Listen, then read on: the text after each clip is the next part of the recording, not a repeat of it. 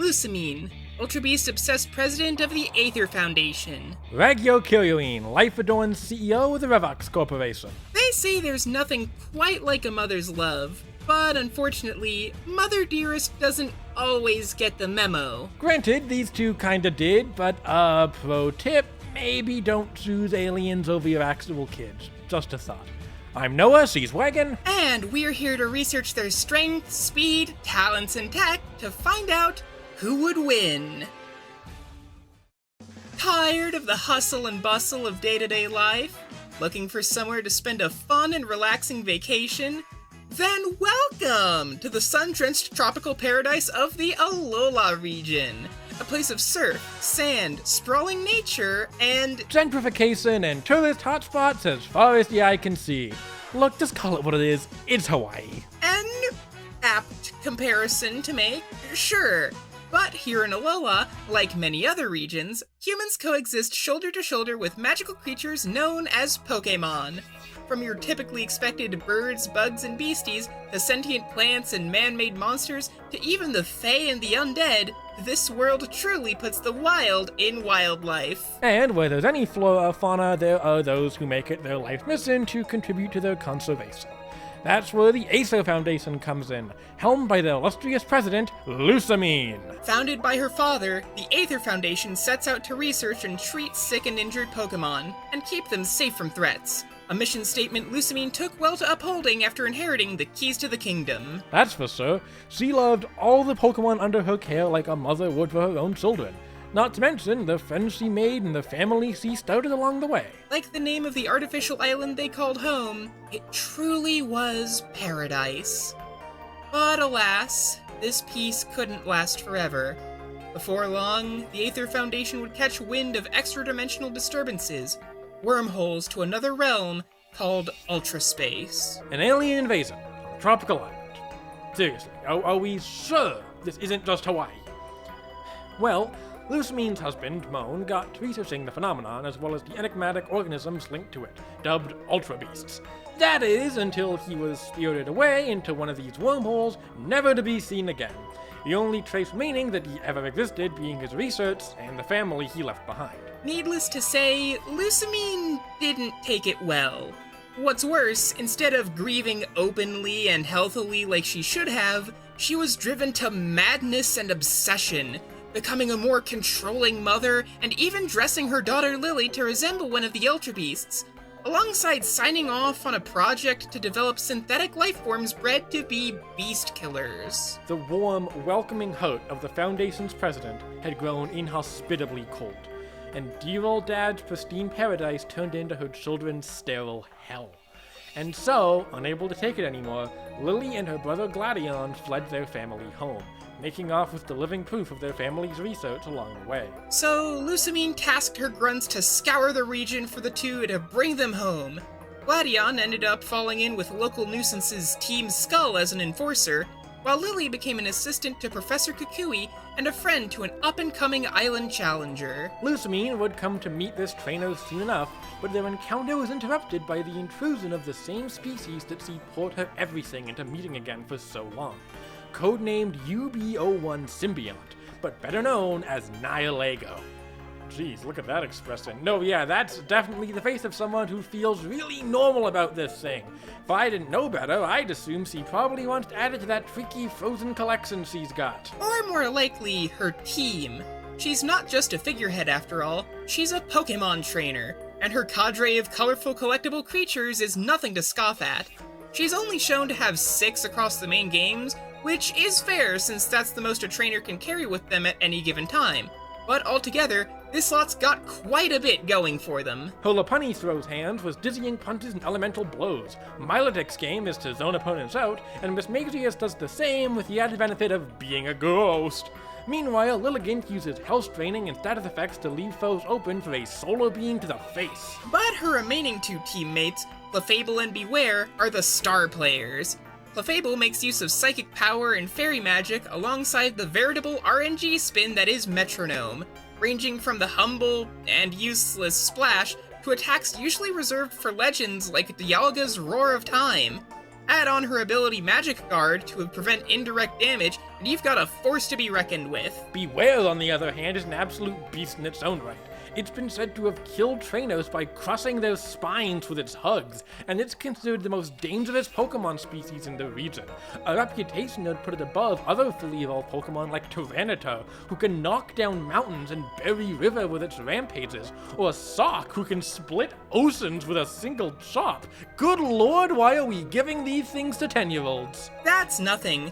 How about Gardevoir, whose psychic powers can spawn freaking black holes? Measuring the Sword Shield radius and accounting for the resulting mass, a black hole of this size should be able to output an energy yield of just over 1 foe, about equivalent to that of a supernova. For reference, if you're wondering how many joules that is, that's 10 to the 44th power. If that's not crazy enough, how about even unevolved Pokemon like Diglett, which has been claimed to pull its head underground at faster than light speeds? Like I said, they really do put the wild in wildlife. Sadly, Lusamine's team has likely been brought up better than her actual children. Her ever-growing Ultramania left them subject to horrible mistreatment, as if they were Lusamine's personal dolls to act and dress exactly as she commands. As a result, Gladion became a lone wolf, shutting himself off from those around him, while poor Lily was traumatized and rendered completely unable to help herself. That is, until her new protag Oomphy came to help them finally work up the courage to bring Mother Fierce's ambitions crumbling down around her. It didn't exactly go according to plan, because even after fighting through Foundation personnel and Team Skull grunts, Lusamine still had a hold on Lily's beloved Cosmog, Nebby, and used its power to open ultra wormholes region-wide. And so, she set off for the depths of Ultra Space, even dragging ya boy Guzma along for the ride. There, she reunited with Nihilego, and this time she wasn't going to let it get away. In a horrifying display at the height of her delusion, she captured and became one with her beloved beast, merging into a new monster all its own. The Mother Beast. The Mother Beast is a biological anomaly, neither human nor Pokémon, but rather the personification of the true depths Lusamine's madness had dragged her to. She'd so far gone down into her own despair and obsession that she'd now become the true beast at the heart of it all, with no more deception. Granted, Nihilego had its own tentacle to play in all this. On the surface, Nihilego appears to look and act like a young girl. It's typically a parasite, acting on survival, which it goes about by latching onto a host, usually one with particular worry or anxiety, and injecting them with a powerful neurotoxin that enhances their worst traits, turning negative emotions into increased aggression and pleasure. Looking at Lusamine now, yeah, that's a check and check on both fronts. That's not all Nihilego can do, though. It can create illusions to make itself or others vanish, read your memories and alter your perception, drain your energy, heal others, and like Alola's native totem Pokemon, it can emit a passive aura to boost both its own physical strengths and those of its allies. Oh, and remember when it invaded the first time? That was from it physically traveling light years across Ultra Space to Alola. So what does Lusamine do with most of these new powers now that she's on her Ultra High? She acts as a glorified pitching machine. Really meeting the potential of the moment, huh, Game Freak? Okay, yeah, the game itself doesn't exactly do her justice here, but it really shouldn't be unreasonable to assume the Mother Beast should be capable of the same moves Nihilego can learn naturally. It can confuse opponents and raise its evasion with Double Team, attack from a distance with Power Gem or Acid Spray, or set up layers of toxic spikes to poison foes that make contact on entry, leaving them vulnerable to a powerful Venoshock. In Lusamine's eyes, she was on top of the world. For even just that fleeting moment, everything she could want, everything she had spent so long building towards, was finally hers. But as most villain stories tend to go, it just couldn't last. Not surprising, since Lusamine has a track record of being tunnel-visioned on one outcome only to get blindsided. Like how in another universe, she thought she could fight off the legendary Pokemon Necrozma, the same one who can light up all of Ultra Space, and got subsequently bodied for her efforts. Even after everything, poor, shy, helpless Lily did the unexpected and stood her ground against the monster wearing her mother's face, no longer just a doll for Lusamine to toy with. For years, Lusamine wallowed in her solitude and loss, and it drove her to isolation and insanity. In contrast, Lily and Gladion had taken their own path, finding themselves among people and Pokémon who could help them grow beyond the abuse they suffered under their mother's thumb. And it's those same connections that would help take Lusamine down for good. After a last clash with a certain island challenger, where her team likely took one too many Darkest Lariats to the head, and a final attack from a fully evolved Super Nebby, the Mother Beast was no more as Lusamine and Nihilego were left unfused.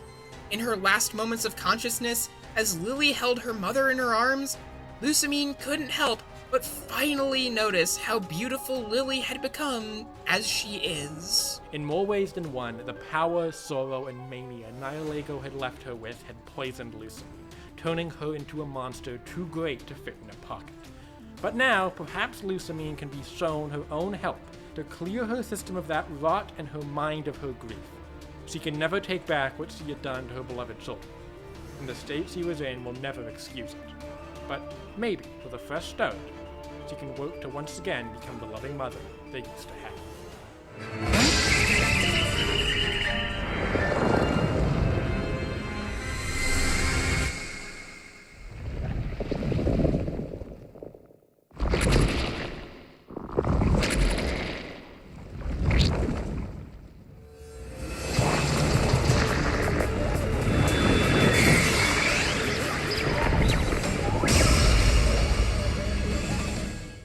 Since the days of the Paleolithic Age, humans have worn clothing, and over the course of about 170,000 years, we've come a long way from using animal pelts and vegetation protecting ourselves from the elements, and entered a new, diverse world of fashion, with which to express ourselves. Okay, yeah, but what if it was aliens? What? Like, what if the whole reason we wear clothes is actually because of aliens? Wouldn't that be kinda sick and twisted? I mean, I guess it would, and in the world of Kill la Kill, that's exactly what happened, where humanity's intrinsic evolutionary instinct to cover themselves was influenced by the presence of extraterrestrial parasites known as life fibers. Yeah, these little buggers feed on the life energy of other organisms, and after they first crash-landed on Earth, that's exactly what they set out to do. Just one problem with that. Their hosts couldn't stand the effects of the life fibers hanging around inside them, so they settled for covering the host instead, and particularly targeted humanity's ancestors to live and feed off of, like lice. But in time, the life fibers fell dormant, leaving the rest of the world to evolve around them. But someone needed to watch over the primordial life fiber and ensure its safe hibernation, a duty entrusted to the Kiryūin clan, who also set a rule that the fabled awakening could only be witnessed by the family's elder. Enter the clan's current maniacal matriarch herself, Ragyo. Don't let the Project Runway reject look fool you. She's serious business. Just as serious as how she treats the role she readily accepted as head of the family and overseer of the primordial life fiber.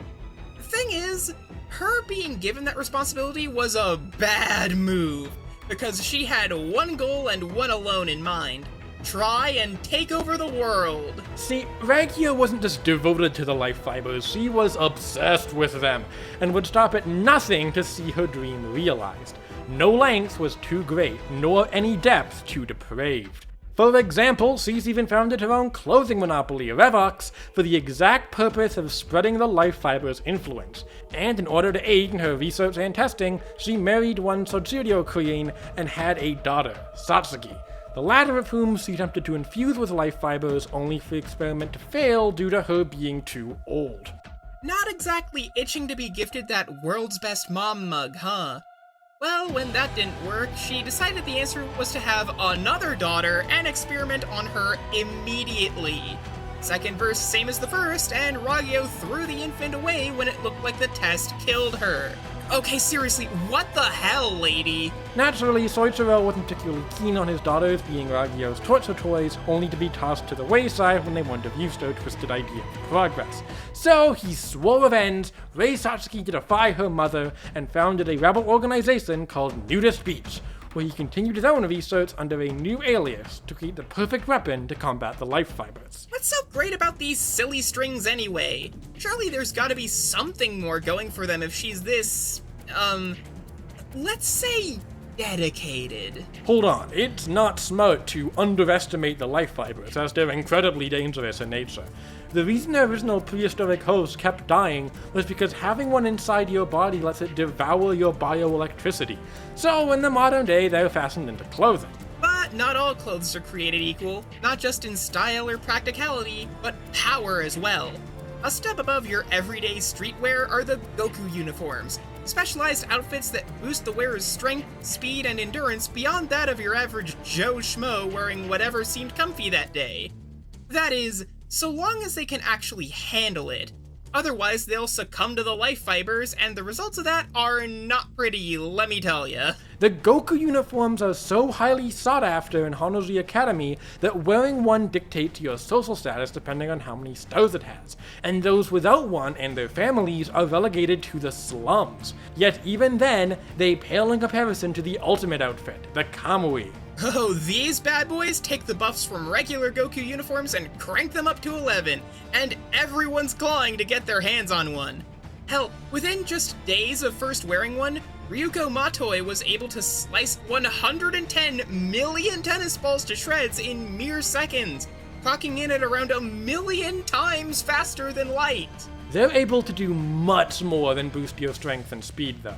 Life fibers can shapeshift into weapons, let their host fly, fire off energy blasts, and even regenerate from normally fatal injuries or repair lost limbs like it's nothing. But possibly their most terrifying ability, and Ragyo's personal favorite, is mental refitting, also known as mind stitching, which physically sews life fibers into the victim's brain to remove their life and will to become her personal puppet. Hell, it's even able to get through armor or completely overwrite an entire lifetime's worth of memories. Oh, and to make things even worse, she can cast this out en masse to create her own army in moments. Lovely. Even then, the life fiber's capabilities get even more absurd than that. Like creating life, such as Ragyo's Grand Couturier in Resident Math Society, Nui Harame, who can even be cloned however many times is needed. They can even create tangible dreams or pull other fibers from across all of time. Hold up, time out. Aren't those last couple from Kill la Kill If? What gives? Okay, so at first glance it may seem weird to bring up, but If has been explicitly stated to be canon on multiple occasions, and the game itself blatantly leads into and redirects players to the events of the anime as intertwining with its own plot, so it's perfectly viable to include. Well, alrighty then, neat.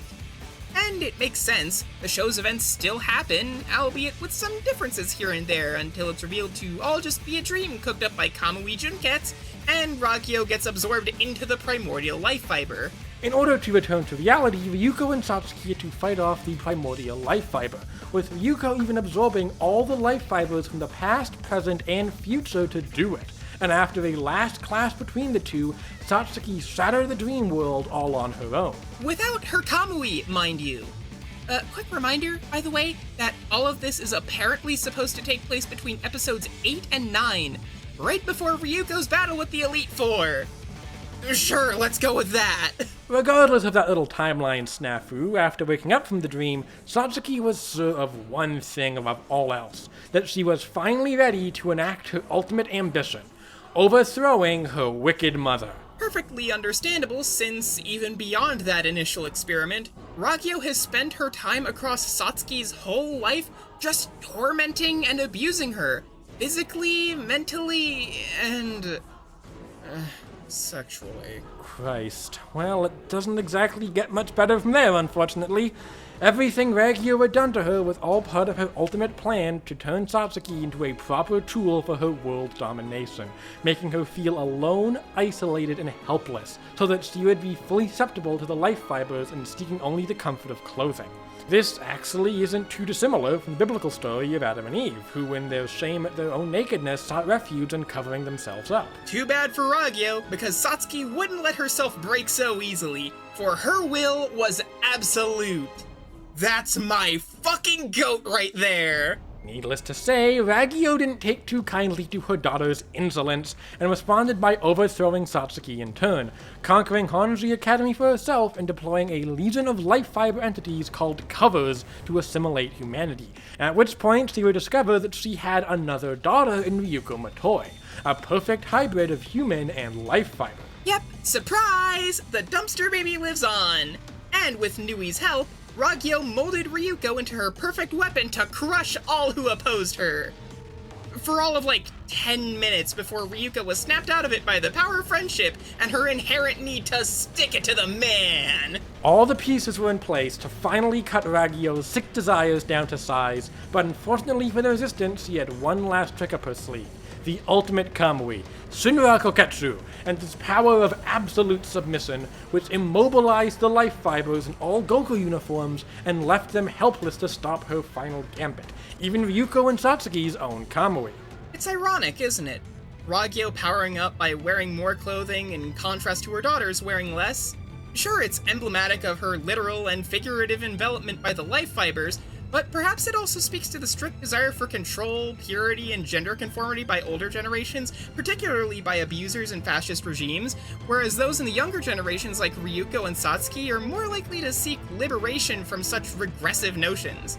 I mean, Shinra Koketsu even looks like a traditional wedding dress when it first shows up, and that's not even getting into Ragyo's whole devotion to a higher power and seeing those outside it as lesser thing, which I'm pretty sure needs no further explanation. Huh. I never even considered all that before. Maybe Kill La Kill isn't this mindless skeevy fan service like everyone always makes it out to be. I mean, it still has that, but that doesn't mean there aren't actual themes and such to discuss, yeah? You know what? Fair enough. Regardless, Ragyo wasn't done just in Rekoketsu. After merging with Nui in the primordial life fiber, she rocked herself into space and transmitted her will across all the world to prepare the cocoon sphere genesis, in which all humanity would be turned into food for the life fibers, and the planet would be primed for destruction to propagate the life fibers' continued spread across the cosmos. As if humanity was about to take utter Armageddon lying down. In a last-ditch effort, Ryuko absorbed all the remaining Goku uniforms to enter Senketsu Kisaragi and chase Ragyo down for a final fight in the upper atmosphere, where she kicked her mom's teeth in and gave the life fibers one last fuck you for them to knock off their shit. Leave it to the voice of the future to finally wake people up to the world's problems, I suppose. With Ragyo stripped bare, nothing left to show of her delusion, and nothing left to hide of her true self, she faced the daughters she abandoned and was told simply to come quietly to Earth, with all said and done. Now that she was free of the alien parasites that had consumed her life, she could finally start anew, even if she would be in custody for her crimes. She could finally be her own person after all this time, and in that knowledge, she took Ryuko's hand and accepted whatever fate lay ahead of her now. Nah! Ragyo didn't change a damn bit in the face of her defeat, and instead, she tore out her own heart and proclaimed that even without her in the picture, the life fibers would still spread throughout the universe, potentially even returning to Earth someday, before crushing her heart and ending her wretched life once and for all. Good riddance to bad rubbish, if you ask us. Live by the life fibers, die by the life fibers. At least that's one more abuser out of the picture, and now Ryuko and Satsuki can live the normal lives they deserve to make up for the childhoods they were denied. As for Ragyo herself, though, well, she never regarded her children nor the world as worth a damn, so why should they care to treat her any differently in death? But if anyone ever does bother to remember her at all, she'll only be known as being exactly how she lived to the bitter end. Heartless and clothed in sin. Now, awaken my slumbering life fibers. It's time to take your true form and cover the entire planet! Shinra Koketsu! Absolute submission! Okay, the fighters are ready. The numbers are crunched, and it's time to run this. Let's get ready for a deathmatch. President Lusamine, I hate to intrude, but someone is here requesting a meeting with you. Normally, I'd appreciate some advance notice regarding such matters. But, very well. I will meet with them in the conservation area shortly.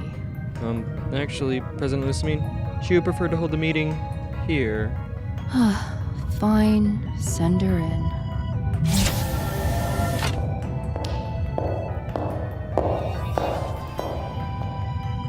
President Lusamine, was it?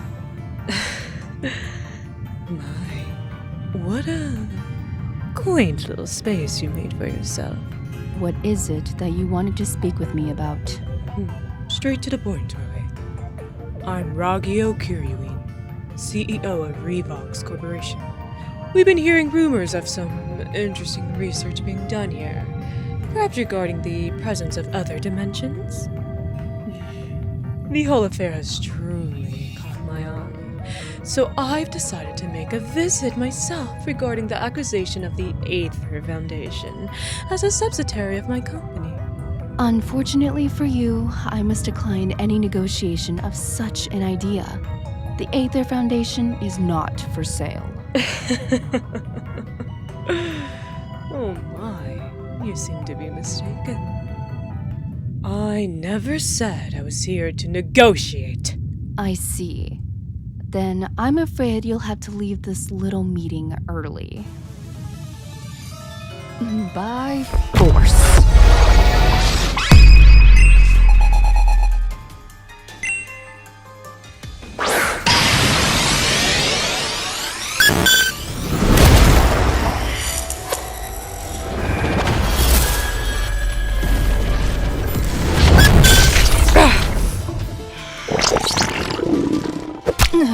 Don't let up, Clefable.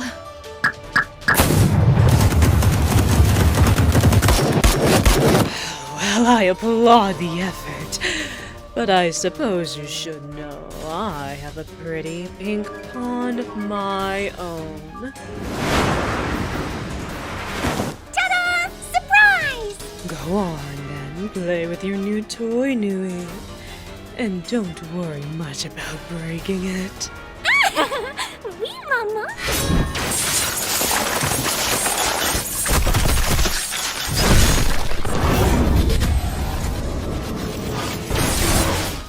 Fine then, if you won't fight fair.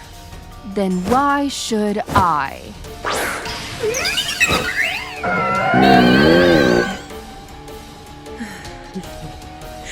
Bien the loss.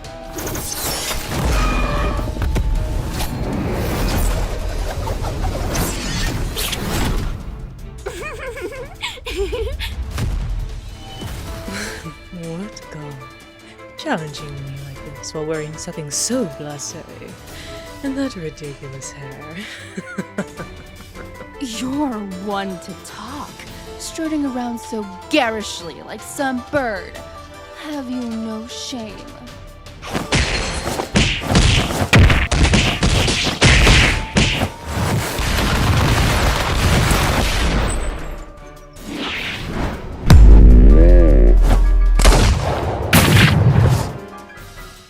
Shame. What a foolish notion.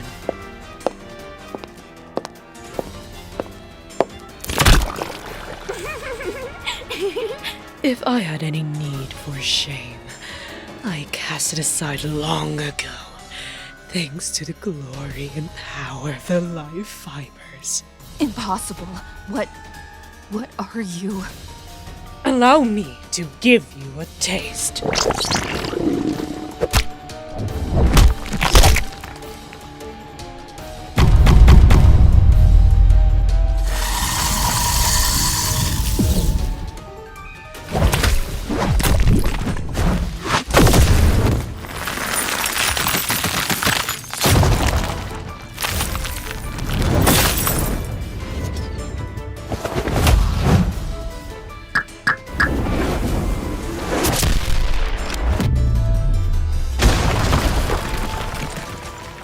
Now then, about that merger.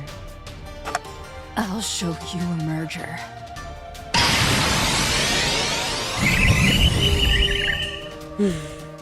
Still haven't run out of pets, have you?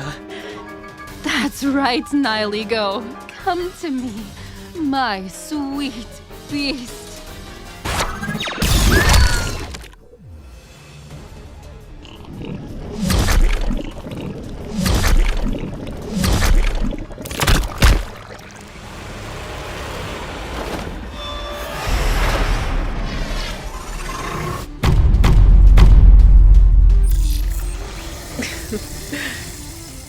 certainly a daring ensemble.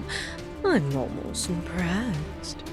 Though I'm not entirely sure if black is your color either.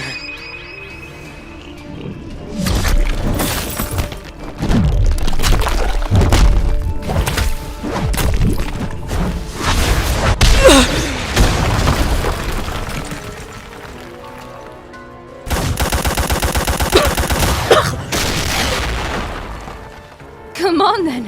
Where's the resistance? What happened to all that bravado of yours? Don't tell me you really just wanted to lay down and die. Because if you do, I'll give you the gruesome, ugly death you deserve.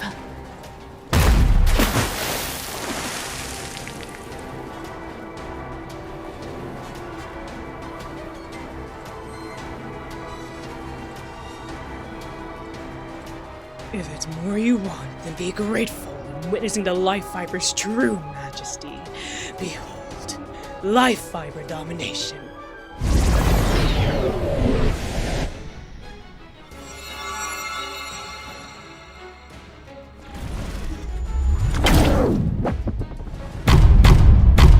Chimera coquettes!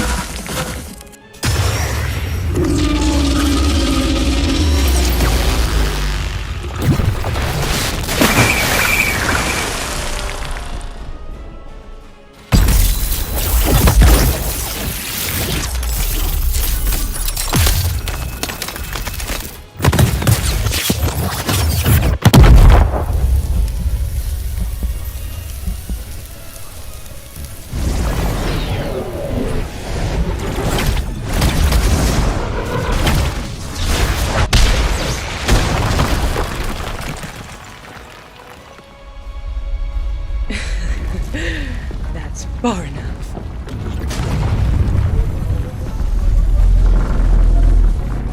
Let's see you resist now.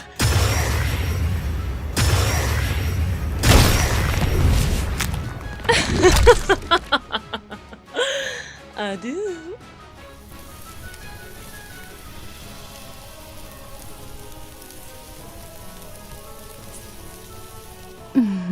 Behind you.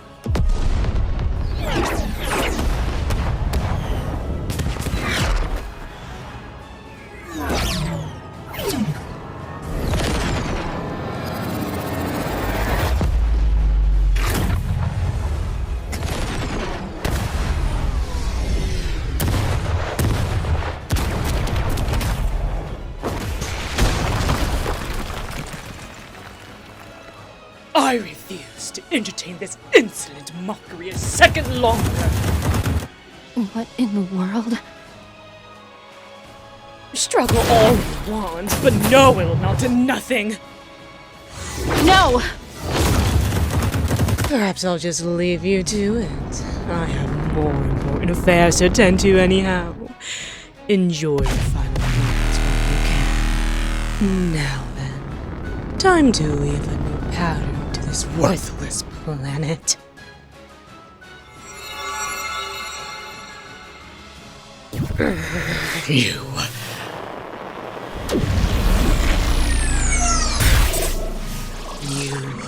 You putrid harlot! How dare you have the audacity to still be alive! I should be asking you the same thing.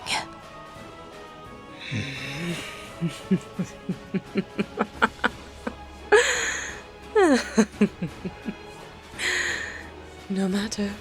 You're too late anyway. Perhaps witnessing the awful with your own eyes will let you learn best. Another ultra beast? You poor, simple woman. This is something far greater than you could ever comprehend.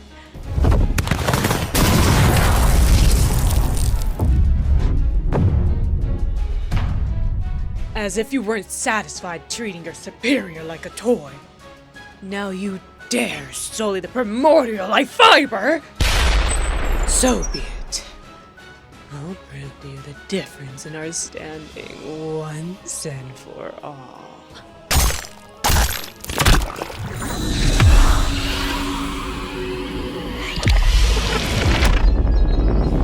Grovel at my absolute submission and sink into despair at last. Are any of these light shows meant to impress me? Why am I not surprised? I could have told at the start that a pig like you would know nothing of the life fiber's power. And it seems you never will.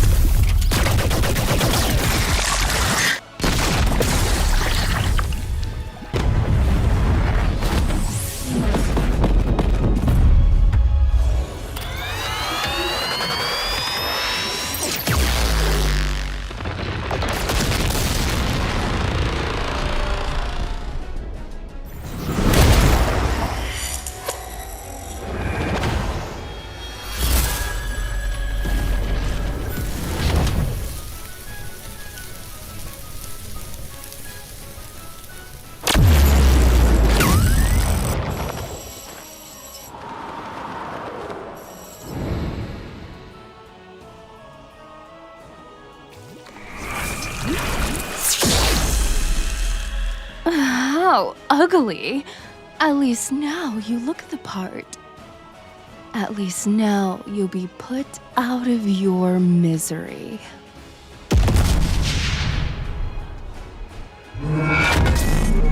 Wait, what is this?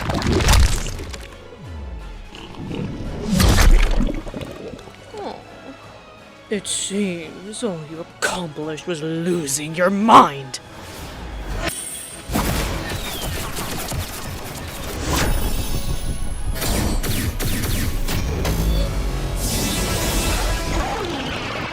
Or perhaps you now understand your station. Whatever full notion, whatever fleeting ambition you had, they're all gone. Now lie down and submit. Be an example for all your inferior kind to follow.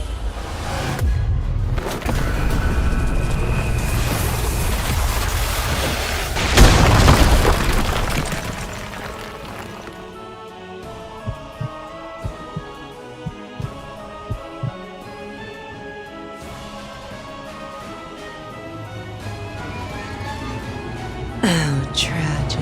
All that fight, and all for naught. Perhaps now you finally come to learn your place. After all, they've already learned theirs. Don't worry. I have plans for you all yet.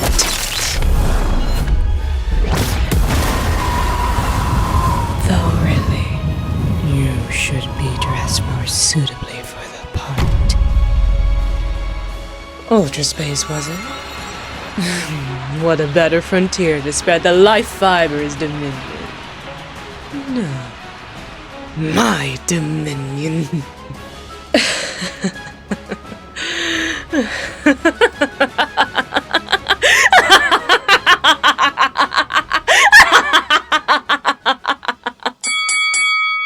Okay, if they say Mother knows best and all that, how did Lusamine not see this coming?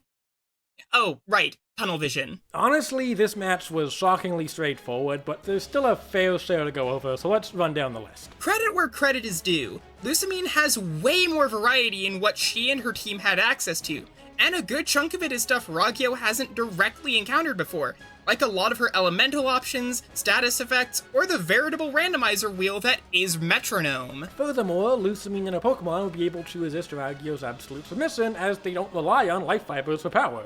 Sadly though, that's kinda where the list of her advantages begins and ends. Lusamine may have had a lot of tricks up her sleeve, but not all of them are that useful.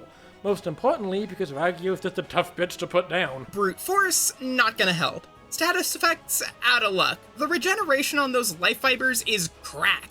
being able to restitch and reconstitute themselves so long as they aren't cut all the way through, or if her heart's still intact. On top of that, entry hazards like toxic spikes only help, since they'd require Ragyō to switch out to activate them, and even if not, well, she can just fly over them, thus making them relatively useless. None of that's even mentioning the sheer difference in numbers. On the surface, Ragyō may look like she's flying solo against a full team of 6 plus the Mother Beast, but remember that she has a whole legion of covers and Nui clones at her beck and call, completely flipping the script. The stat gap doesn't exactly help things either. Figuring out Lusamine's power level is a bit tricky, as she is consistently lost to listening Pokemon like Solgaleo, Lunala, or Necrozma, and other continuities aren't much kinder to her. In the manga, she gets one-shot by Necrozma, and in the anime, the same happens in her fight with Ash. And in both instances, this is Lusamine while she's merged with Nihilego. However, her team should at least be on the same level as your average full evolved Pokemon like GigiVA, who can create black holes with an energy yield of approximately 1 foe. Meanwhile, the Mother Beast would be on some level of power above that. But don't forget that Dream Satsuki created and later shattered in If. Yes, it is a dream world, but it's explicitly described as tangible, so it should be physically applicable. Which then raises the question of how big it is. Well, on a few occasions, we see several stars in the sky, and the dream is referred to as its own timeline, so it's very likely that it's comparable to an entire universe. Given that Ragyō's endgame was still the spread of life fibers, even in the dream world, it would have to be. So, this may seem like a major jump from the anime, but remember that If is a canon extension of those events, and we do briefly see dreams explored in the so it's not too far to left field. And also remember that Satsuki pulled that whole thing off without her Kamui, meaning that at her best, she, and thus Ragyō, are way, way stronger in actuality. Lusamine, thankfully, has an easier time scaling in terms of speed. Traveling through Ultra Space should be a comparable experience for all Ultra Beasts, so Nihilego would thus be as fast as Solgaleo or Lunala in this regard. While it's not entirely clear what the upper limit is for distance, we do know that the Ultra Warp Ride can extend about 6,700 light years at least, and it takes around 3 minutes to do so, reaching speeds around 1.2 billion times faster than light. Definitely impressive, but once again dwarfed by Ragyō, who should scale to Ryuko absorbing life fibers from across time and space.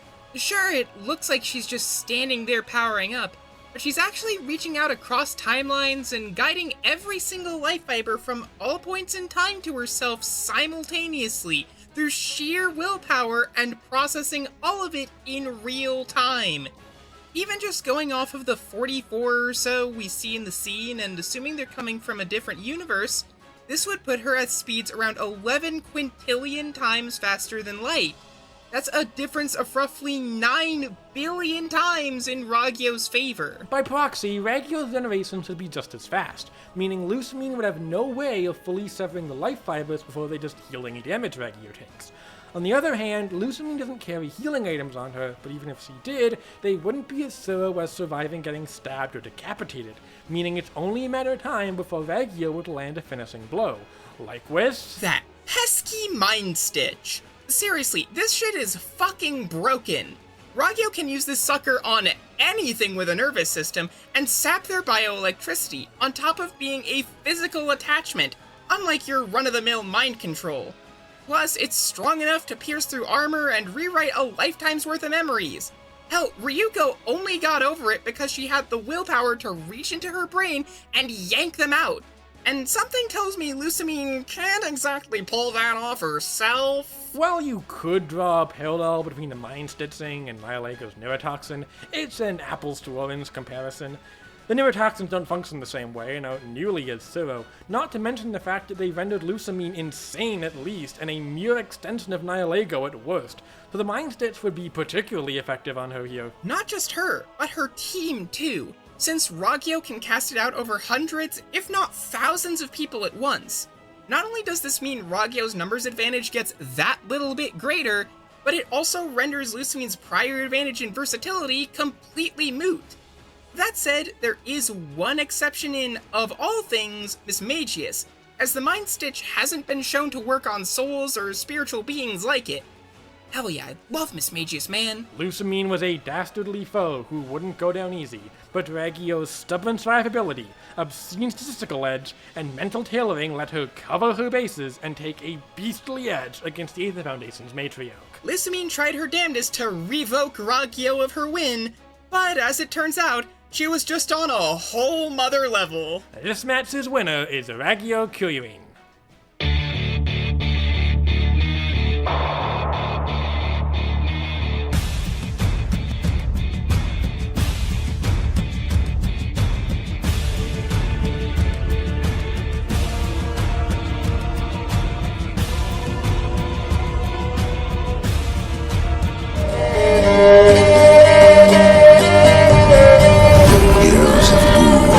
It's only a matter of time. I am free to smite the world as I did